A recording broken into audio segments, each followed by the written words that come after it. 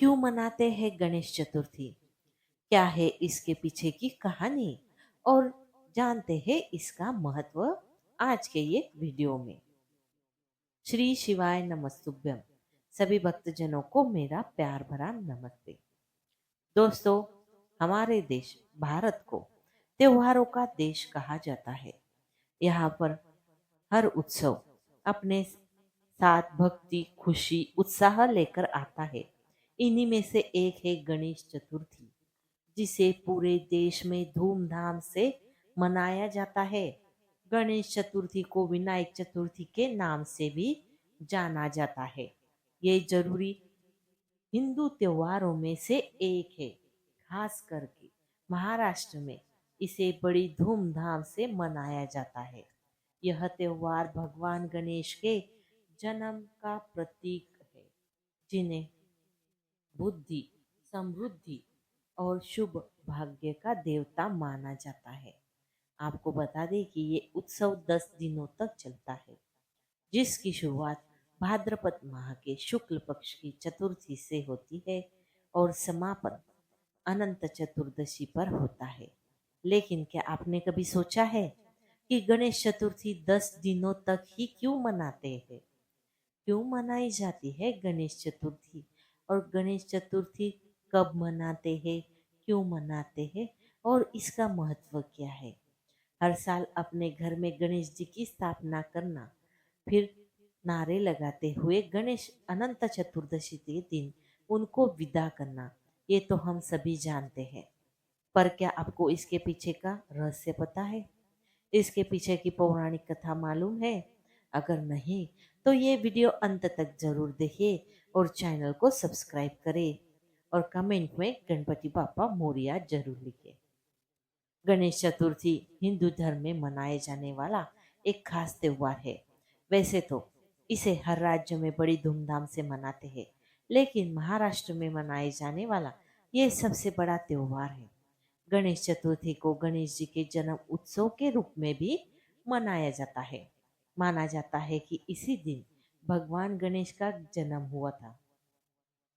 हर साल भाद्रपद मास के शुक्ल पक्ष की चतुर्थी को गणेश चतुर्थी के रूप में मनाया जाता है। यह त्योहार चतुर्थी के दिन घर और मंदिरों में गणेश मूर्ति की स्थापना से शुरू होता है। लोग अपने घरों में गणेश जी की मूर्ति बड़े धूमधाम से ढोल नगाड़े बजाते हुए लेकर आते हैं। सभी लोग गणेश चतुर्थी से लेकर अगले 10 दिनों तक अपने घरों में, मंदिरों में गणेश भगवान की पूजा करते हैं, आराधना करते हैं, गीत गाते हैं, नाच गाना करते हैं, मंत्रोच्चार करते हैं और गणेश जी को मोदक के प्रसाद चढ़ाते हैं। अंत में चतुर्दशी के दिन, 11वें दिन, गणेश जी का विसर्जन होता है। अगले साल जल्दी आने की भी कामना की जाती है। पौराणिक ग्रंथों के अनुसार ओम को साक्षात गणेश जी का स्वरूप माना गया है।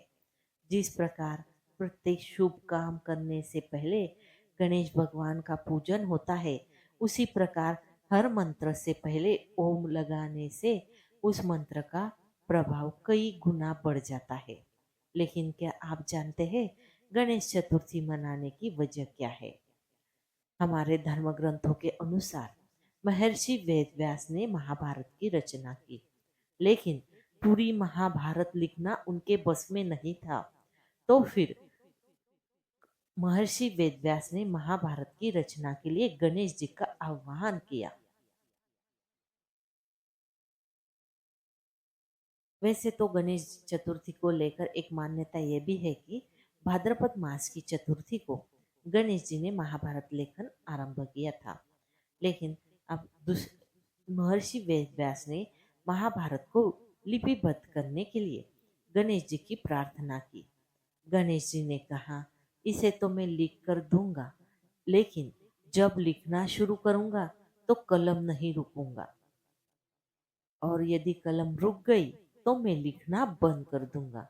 परंतु महर्षि वेदव्यास बहुत चतुर व्यक्ति थे। उन्होंने कहा, प्रभु आप तो विद्वानों में अग्रणी हैं और मैं तो एक साधारण सा ऋषि हूँ। हो सकता है कोई कई श्लोक बोलते वक्त मुझसे गलती हो जाए, इसलिए आप सोच समझ कर और गलती हो तो उसका निवारण करते हुए श्लोक को लिपिबद्ध करे। गणेश जी ने सहमति दे दी और दिन रात लेखन का काम आरंभ हुआ। व्यास जी ने श्लोक बोलना शुरू किया। गणेश जी ने महाभारत को लिपिबद्ध करना प्रारंभ किया। अब दोस्तों, महाभारत तो कोई छोटा ग्रंथ नहीं था। महाभारत का लेखन का कार्य पूरे 10 दिनों तक चला।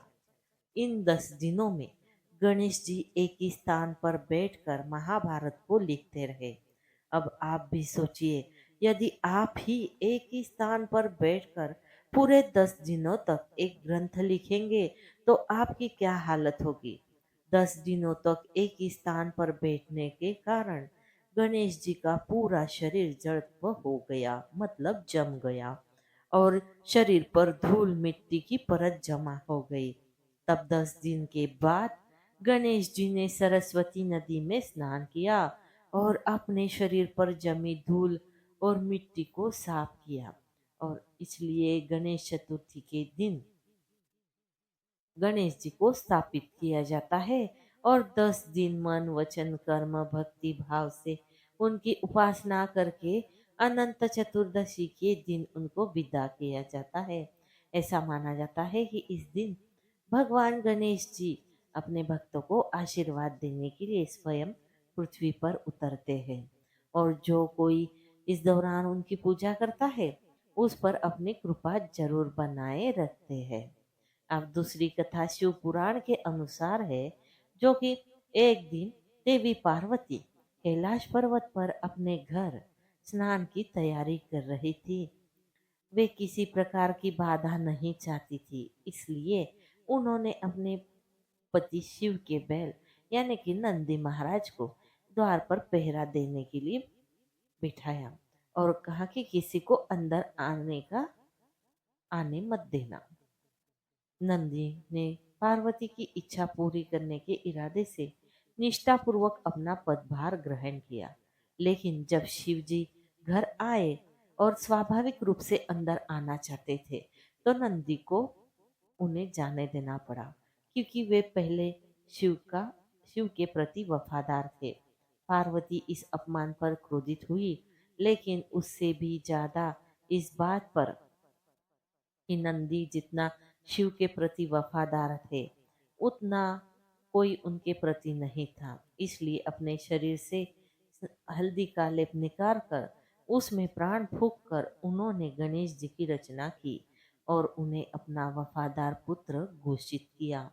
अगली बार जब पार्वती स्नान करने गई तो उन्होंने गणेश जी को द्वार पर पहरा देने के लिए तैनात कर दिया। कुछ ही देर में शिव जी जब घर लौटे तो उन्होंने देखा कि यह विचित्र बालक उनसे कह रहा है कि आपने घर में प्रवेश नहीं कर सकते। क्रोधित होकर शिव ने अपनी सेना को उस बालक को नष्ट करने का आदेश दे दिया, लेकिन वे सभी असफल रहे। देवी के पुत्र होने के नाते गणेश जी में ऐसी शक्ति थी। यह देखकर शिव जी को आश्चर्य हुआ। यह देखकर कि यह कोई साधारण बालक नहीं था। आमतौर पर शांत रहने वाले शिव ने उससे युद्ध करने का निश्चय किया और अपने दैवीय क्रोध में गणेश जी का सिर धड़ से अलग कर दिया, जिससे वह तुरंत मर गया।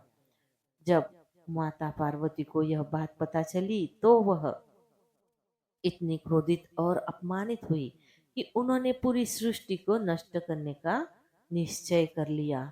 सृष्टिकर्ता होने के नाते भगवान ब्रह्मा को स्वाभाविक रूप से इससे आपत्ति थी और उन्होंने माता पार्वती से अपनी इस कठोर योजना पर पुनर्विचार करने का अनुरोध किया। माता पार्वती ने कहा कि वह ऐसा करेगी, लेकिन केवल तभी जब वो दो शर्तें पूरी करे। एक, गणेश को पुनर्जीवित किया जाए और दूसरी कि उन्हें हमेशा के लिए अन्य सभी देवताओं से पहले पूजा जाए।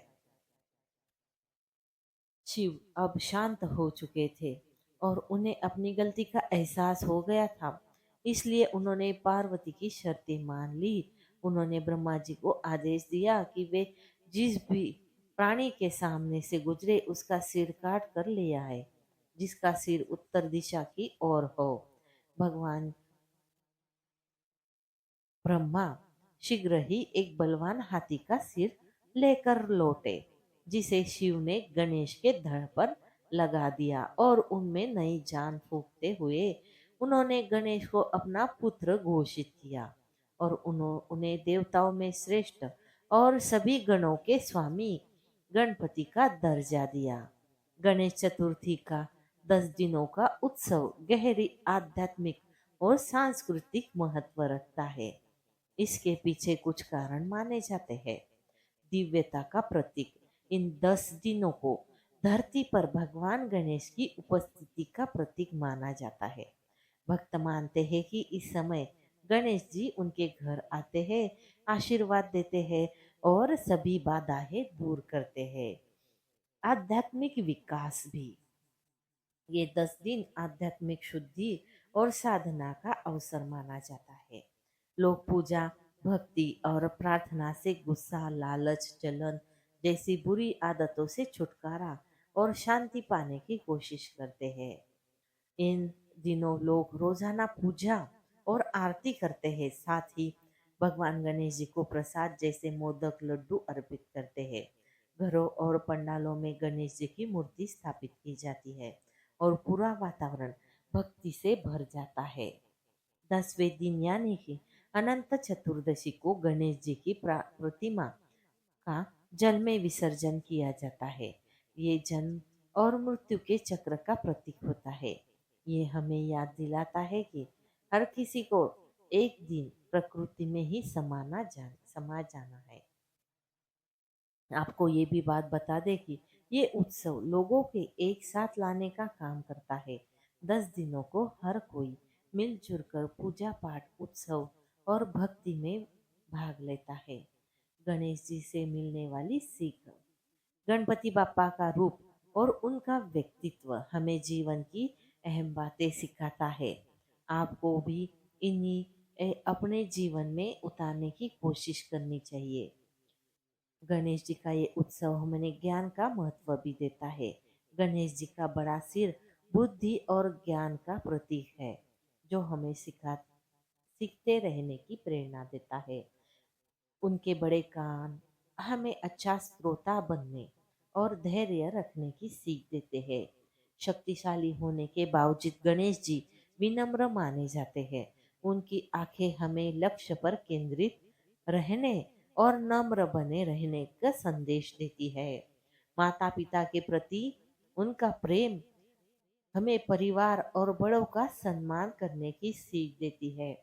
विघ्नहर्ता के रूप में वे सिखाते हैं कि धैर्य, बुद्धि और सही सोच से हर मुश्किल का हल निकाला जा सकता है।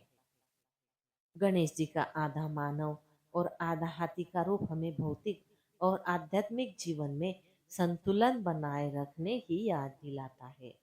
तो दोस्तों, आपको आज ही ये गणेश चतुर्थी की कहानी और जानकारी और इसका महत्व अच्छा लगा हो तो हमारी वीडियो को लाइक जरूर करें और हमारे चैनल को सब्सक्राइब करना ना भूलें। धन्यवाद। हर हर महादेव।